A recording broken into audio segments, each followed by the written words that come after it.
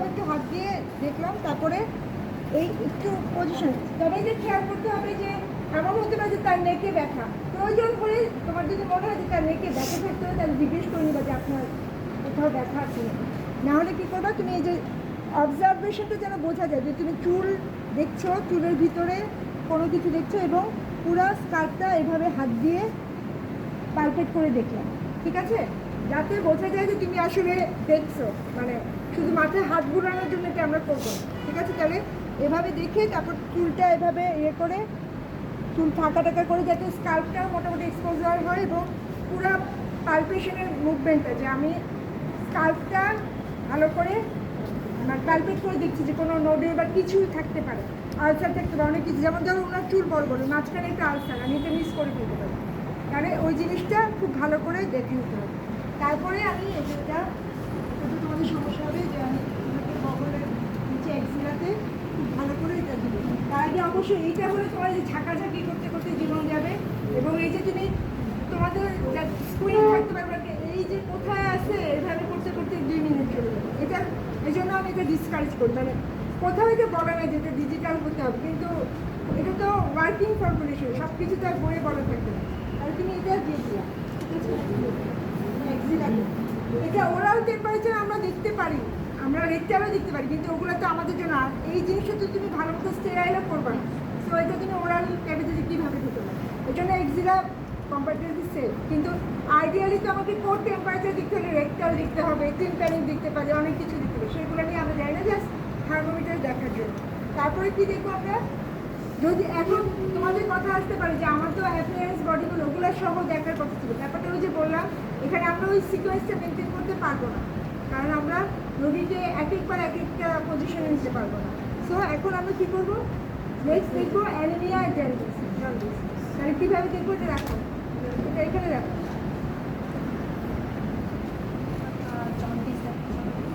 আগে জন্ডিস না, আমি আগে অ্যানিমিয়া দেখবো, কিশোর।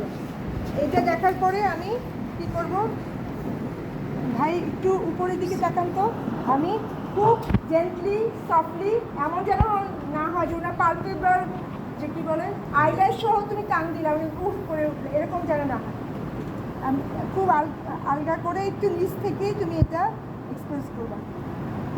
তখন বলতে হবে যে উপরের দিকে তাকান বা ছাদের দিকে তাকান, ঠিক আছে। তারপরে আবার এই দুইটা আঙ্গুল দিয়ে বলবা যে এই যে আমার হাতের দিকে তাকান তো ভাই একটু, দেখছো এখান থেকে, এটাও খুব জেন্টলি সফটলি করতে হবে, যে এমন যেন না উপর দিয়ে আমি করলাম চোখ ব্যথা পেয়ে, এভাবে ইয়ে করে এটা অভ্যাস। এই যে ভাই আমার একটু হাতের দিকে তাকান তো, তাহলে দেখছো আমি স্টেরাটা ভালো মতো এক্সপোজ করতে পারি।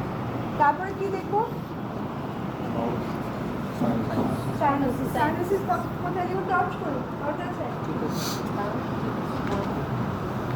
তারপরে আমি প্রথমে ইয়ার লোবিউরে দেখে ফেলবো হাতে নিয়ে, তারপরে টিপ অফ দ্য নোজ একটু আঙ্গুলগুলোয় দেখবো, তারপরে হা করতে বলবো। হা করতে বলার সময় আমি ওরাল ক্যাভিটি, টিপ, টাং সব একসাথেই দেখে ফেলবো, কারণ আলাদা করে আমি একটু পর বলতে পারবো ভাই হা করেন জিপা দেখেন, আবার একটু পরে মনে করলো ও আচ্ছা এটা করো, মানে এরকম হবে না। তুমি ওরা প্রথমে বলবো হা করেন, ওই যে দেখলা যে টিপ অফ দ্য নোজ, তারপর ইয়ার লোবিউ দেখে তারপর বলবে হা করেন, ভাই একটু হা করেন তো, বড় করে হা করেন, এটা ইনস্ট্রাকশনগুলো হতে হবে যে একটু বড় করে হা করেন, যাতে তুমি হা করেন ভাই।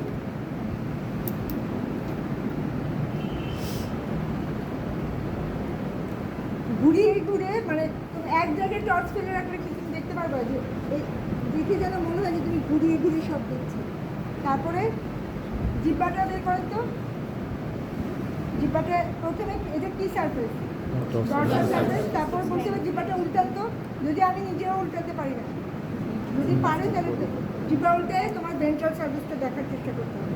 তারপর বলতে হবে যে দাঁত দেখেন তো, দাঁত তো এখানে একটা জিনিস এক্সট্রা দেখতে হবে, একটু ঠোঁটের ইয়েতে করে গামটা একটু দেখার চেষ্টা করতে হবে, ঠিক আছে। তুমি যখন হা করছো তখন দাঁতের ভিতরে অংশটা দেখে ফেলবা, পরে উপরে অংশ এবং গামটা ভালো করে দেবে। হ্যাঁ গাম দেখবা, কারণ অনেক কিছু জন্য এখানে জিঞ্জিভাইটিস, গামের ইনফেকশন ওগুলো থাকতে পারে, গাম হাইপারট্রফি বা এগুলো অনেক সময় থাকতে পারে, এর জন্য কী বলে অ্যাকিউট লিউকেমিয়াতে গাম হাইপারট্রফি হতে পারে, কোনো ড্রাগের সাইড ইফেক্ট হতে পারে, স্পঞ্জি গ্রাম হতে পারে, ভিটামিন সি ডেফিসিয়েন্সির জন্য হতে পারে, অনেক গ্রামে অনেক ধরনের চেঞ্জ হয়, অথবা টুথ আরিয়ের মানে ইনফেকশন ওগুলো থেকে জিঞ্জিভাইটিস হতে পারে। তাহলে ওইটা আমার দেখার শেষ আমি সায়ানোসিস এগুলো দেখি। তারপরে আমি কী করবো, চলে আসবো কোথায়, ট্রাঙ্কে আমার দেখার বিষয়টা কি, আমি এখানে যদি আগে এক্সপোজ না করে আবার নতুন করে এক্সপোজ করি, এখানে আমি দেখবো ডিহাইড্রেশন, বনি টেন্ডারনেস, ইডিমা এখানে দেখা যায়, ডিহাইড্রেশন, বনি টেন্ডারনেস, ইনগুইনাল লিম্ফ নোড, আর প্রযোজ্য ক্ষেত্রে ব্রেস্ট। যদি এটার সাথে রিলেটেড হয় তাহলে ব্রেস্ট দেখবো, যদি দেখা যায় অ্যাপারেন্টলি নর্মাল আমি জাস্ট একটু কালকুলেট করে রেখে দেবো। তাহলে আমি ডিহাইড্রেশন অনেক জায়গায় দেখতে পারি, কেউ কেউ এখানে দেখে, কিন্তু এটা চিমটি কাটার মতো, তোমার এটা 3 আঙ্গুল দিয়ে এভাবে ধরে ছেড়ে দিবা, বুঝছো? যাক, যদি এটা খুব স্লোলি যায় তাহলে ডিহাইড্রেটেড, আর যদি সাথে সাথে যায় তাহলে আর যাই হোক তার ডিহাইড্রেশন। আর এরকম 2-3 আঙ্গুল দিয়ে ধরে, যেন ওটা পিঞ্চ না করে তাকে ব্যথা আমরা না করি, এভাবে ধরে ছেড়ে দিই। অথবা এখানেও দেখতে পারি, এভাবে ধরে ছেড়ে দিই, যেখানে দেখো না কেন। আর আমি দেখবো বনি টেন্ডারনেস, সেটা আমি কীভাবে দেখবো, স্টারনামের উপরে ম্যানোগ্রাম, স্টারনামের উপর প্রেশার দিব, এমনভাবে প্রেশার দিব যেন আমার নেল বেডটা হোয়াইট হয়ে যায়। তার মানে ওইটুকু প্রেশার আমার জন্য ইম্পর্টেন্ট। এখানে জোরে, এত জোরেও যাওয়া যাবে না যে খুব লিজেন্ট বোনস ভেঙে দেবো। ছেলেরা যাওয়ার সময় এটা খুব সাবধানে দিবে, বেশি প্রেশার দেওয়া যাবে না, কিন্তু নেল বেডটা মোটামুটি হোয়াইট হয়ে যাবে, ঠিক আছে? এটা দেখলাম। আর স্কিনে এই যখন আমি ফেস থেকে আসবো, এখানে একটু নেক মানে জেভিপি আমরা তো 45 ডিগ্রি দেখবো, তার আগেই একটু নেকে কোনো এনগলজমেন্ট আছে নাকি একটু দেখে আসতে, তো কোনো অসুবিধা নেই, থাকলে পরে আমি আরও ডিটেলস করতে পারবো, বুঝতে? জাস্ট একটু দেখে আসবো। তারপরে বনি টেন্ডারনেস দেখলাম, তারপর যে গাইনোকোমাস্টিয়া থাকলে এটা আবার ফিমেলের ক্ষেত্রে দেখতে চাও না, ঠিক আছে? এটা মেলের জন্যই প্রযোজ্য। এরপরে আমি ইনগুইনাল লিম্ফ নোড দেখবো, এই ক্ষেত্রে আমাকে আবার পারমিশন নিতে হবে, কারণ আমি কী করবো, একটা সেন্সিটিভ এরিয়াতে এক্সপোজ না করেও দেখতে পারবো, এক্সপোজ করতে পারলে ভালো। আইডিয়াল পজিশন কি, তোমাকে বলছে যে ওই পর্যন্ত এক্সপোজ করা, তাই না? মানে শুধু ইনগুইনাল রিজিয়ন বাদ দিয়ে পুরোটাই উপরের দিকে নিচের দিকে সব জায়গায় এক্সপোজ করতে হবে।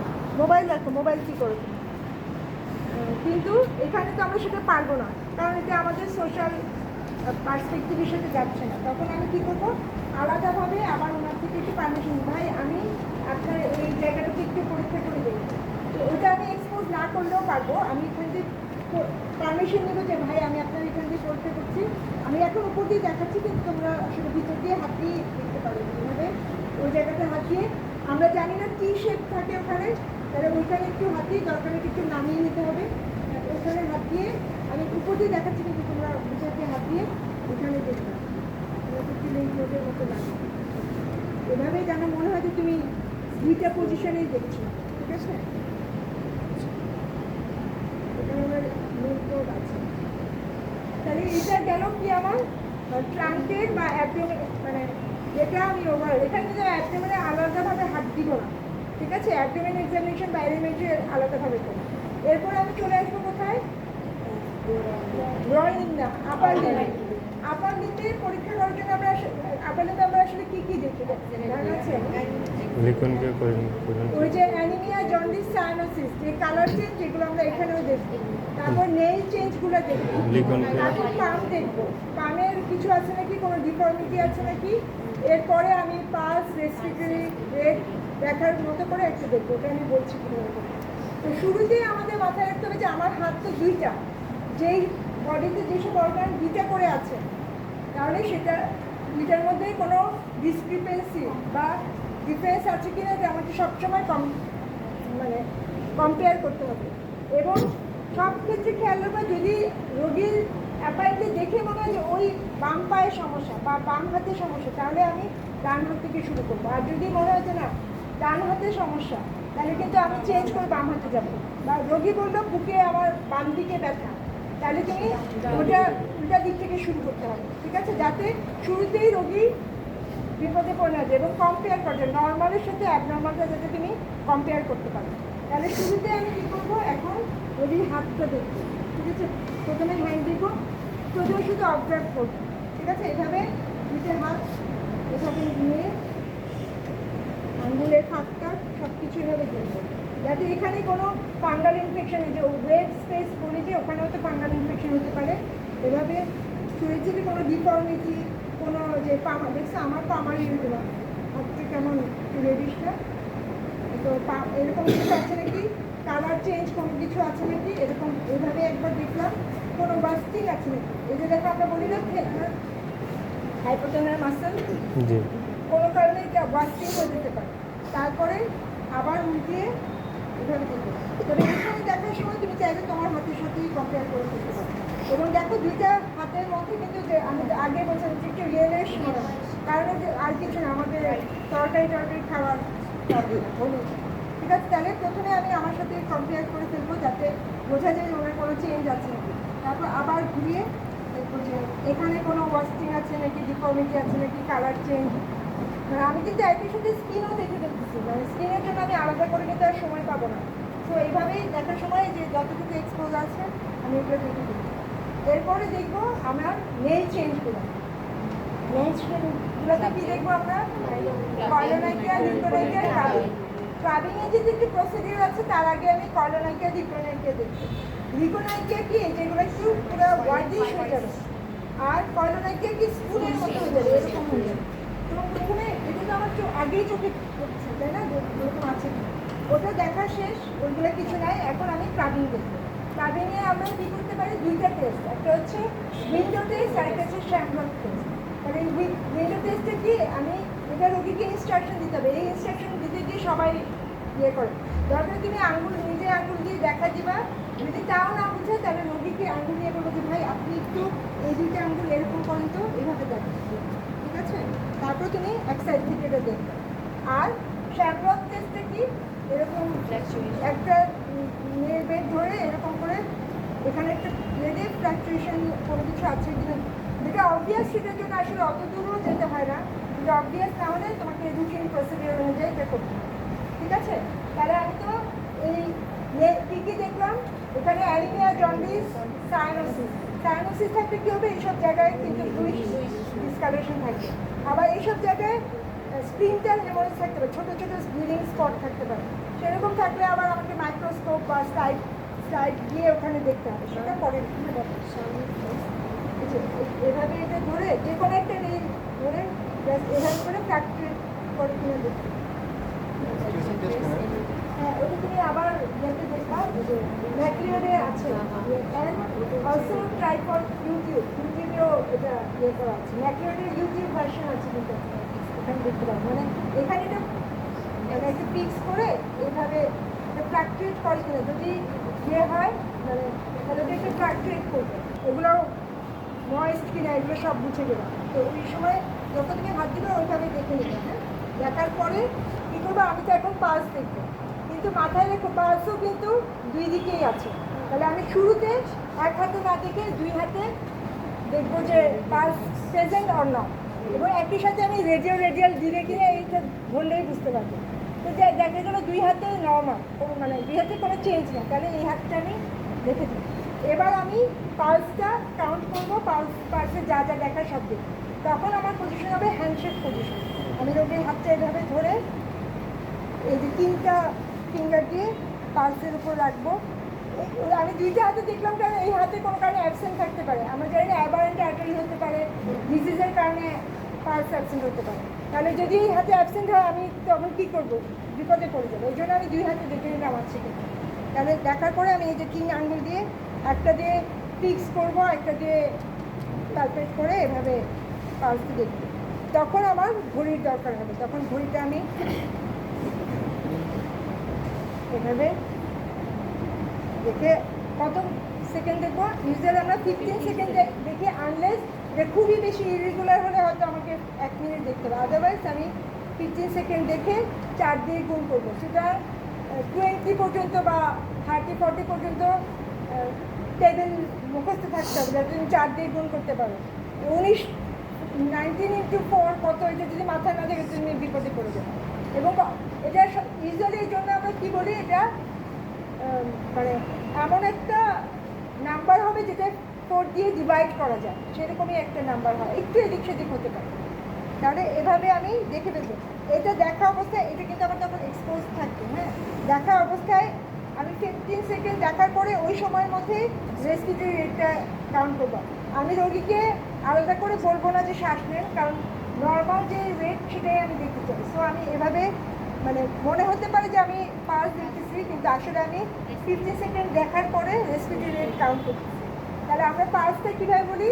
72 বা 78 বিটস পার মিনিট। আর যদি রেগুলার হয় তাহলে একসাথে অ্যাড করতে পারি যে রেগুলার, ঠিক আছে। আবার রেসপিরেটরি রেটটা বলবো কি 18 বেথস পার মিনিট। তাহলে ওই পয়েন্টগুলো যেন আমরা ঠিকঠাক মনে করি। ওই যে দেখো টেম্পারেচারের কথা সাধারণত আমাদের কারোর কথা মনে আছে নাই, কিন্তু এই জন্যই সবসময় আমি বলি যে ডিজিটাল থাকলে সেই বিট করে তোমাকে জানিয়ে দেবে। আমার অনেকক্ষণ পর মনে হয় আমাদের তার মধ্যে বের করতে গিয়ে ভেঙে পড়ে গেল, মানে মার্কার এদিকে দৌড়াদৌড়ি করবে, তুমিও দৌড়াদৌড়ি করবে। আর তার থেকে বড় সমস্যা এইভাবে অ্যাঙ্গেল করতে করতেই তোমার সময় চলে যাবে। তাহলে এটা আমার মোটামুটি হাতের এক্সামিনেশন শেষ। তারপর কী করবো? আমার যদি এই জায়গায় আর দরকার না থাকে তাহলে আমি এটা এক্সপোজারটা ইয়ে করবো। এরপর এদিকে চলে আসবো, এদিকে চলে যাবে।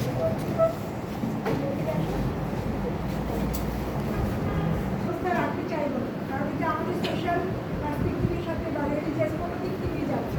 তো যদি ফিমেল হয় তাহলে আমি দেখার জন্য শুধু এক্সপোজ করে আবার জানিয়ে দেবো।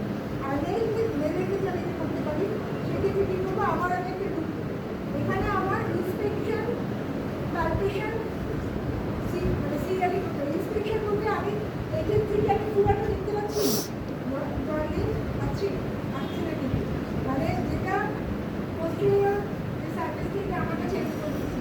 তখন কী করতে হবে? আমি শুরুতে একটু এভাবে দেখার পরে প্রথমে নেইলগুলো দেখবো, ঠিক আছে, নেইলগুলো দেখবো, তো নেইল স্পেসগুলোতে ফাঙ্গাল ইনফেকশন যা কিছু আছে সবই দেখবো। আর প্রত্যেকটা আলাদা আলাদা করে নেইল এভাবে দেখবো, তারপরে পাট করে ফেলবো। তারপরে তোমার দেখা নাই, ওটা আমি জিজ্ঞেস করে নিতে পারি। যদি দেখা যায় তার জয়েন্টে নিয়ে আসে, তারপর ওটা ব্যথা ওটা থেকে করতে পারি। যদি না থাকে জিজ্ঞেস করে নিতে পারি, না কিন্তু তারপর আমি পাটে একটা পাটে ঠিক হচ্ছে, হ্যাঁ। তারপর এই জায়গাটায় আমার যদি আলসারটা কাটিয়ে না থাকে দেখতে মিস করে দিতে পারি। এইভাবে হ্যাঁ করে আমি দেখে পেলাম যে আর কোনো জায়গায় কোনো এরকম করে এই পাটে উঠে এই জায়গায় সমস্যা আছে। এরপর কী দেখবো আমরা? ইদিমা থেকে আমরা বলি প্লেজার ইদিমা। এটা অনেকভাবেই ইদিমাও বলি আমরা, কিন্তু আসলে কিন্তু ইদিমা পাই। লাংসে ইদিমা হতে পারে না, পালমোনারি ইদিমা হতে পারে, সেরিব্রামেও হতে পারে, সেরিব্রাম ইদিমা। তাহলে আমরা একটা বলা ভালো যেটা আমি প্লেজার ইদিমা দেখি, যদি আমরা ইদিমা হিসেবেই বলি। তাহলে ইদিমাটা আমি কোথায় দেখবো?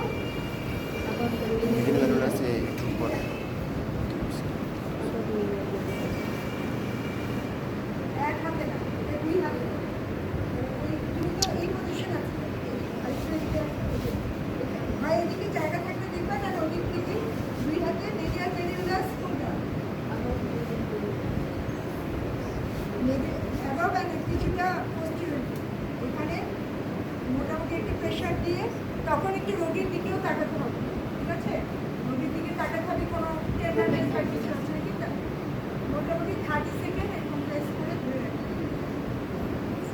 মানে বারবার রোগীর দিকে তাকাবো যে রোগীর কোনো চেঞ্জ হয়, তাহলে তুমি দেখবা যে ইদিমা নাই তো নাই, আর থাকলে তখন এটা গ্রেডিং করতে হবে 1+2+5। এমনও হতে পারে ইদিমাটা একদম ওই পর্যন্ত চলে গেছে, তাহলে তুমি একটু আবার ইদিমা খুব বেশি থাকলে স্কিন থেকে ফ্লুইড বেরোতে থাকে, এরকমও পাবে। এটা খুব রেয়ার কিন্তু পাবে। তাহলে এইটা তোমার বসা শোয়া অবস্থায় এটা তোমার মোটামুটি জেনে গুছিয়ে গেছে, আর ওইটা খুব ঝুঁকি করবে। এরকম উল্টাতে মাথাতে গিয়ে তোমার সময় নষ্ট হবে। ওই যে বললাম 60 টাকা মোবাইলে একটু গিয়ে ব্যাগ থেকে এক্সপোজ করবে, না না ব্যাগটা এক্সপোজ করবো, ওখানে আমি আমার স্কিনটা আগে করবো। আমি তো সামনেটুকু দেখলাম আর এইটুকু দেখছি, ব্যাগটা আমি দেখি ওখানে যদি কোনো আনসার স্কিন কিছু থাকতে পারে, এমনকি যে স্পাইডার যদি ওগুলো পরে করছি, ওগুলো আমি পরে করছি, তাহলে আমি স্কিনটা আবার সার্ভে করবো, তারপর কোনো ডিফর্মিটি আছে কিনা দেখবো, ঠিক আছে। তারপর স্পাইনটাকে দেখবো, গিম্বাস তোমার নাম শুনে থাকবা, নাম শুনতে পারো, ডিফারেন্স হচ্ছে ওয়েজিং ডিফর্মিটি হয় স্পাইনে, বিশেষ করে টিবি। স্পাইনে যদি টিবি হয় তাহলে একটা স্পাইনাল আর্টিকেল বডি আর্টিকেল প্রতি এরকম ওয়েজের মতো হয়ে যায়। ওইরকম কিছু আপনাকে আমি প্রথমে স্কিন সার্ভিং করবো, ওগুলো ডিফর্মিটি ওগুলো দেখার পরে স্পাইনটা বরাবর প্রেশার দিয়ে করে দেবো। এতে যদি কোনো ডিফর্মিটি থাকে তাহলে প্রায় মেনশন করি।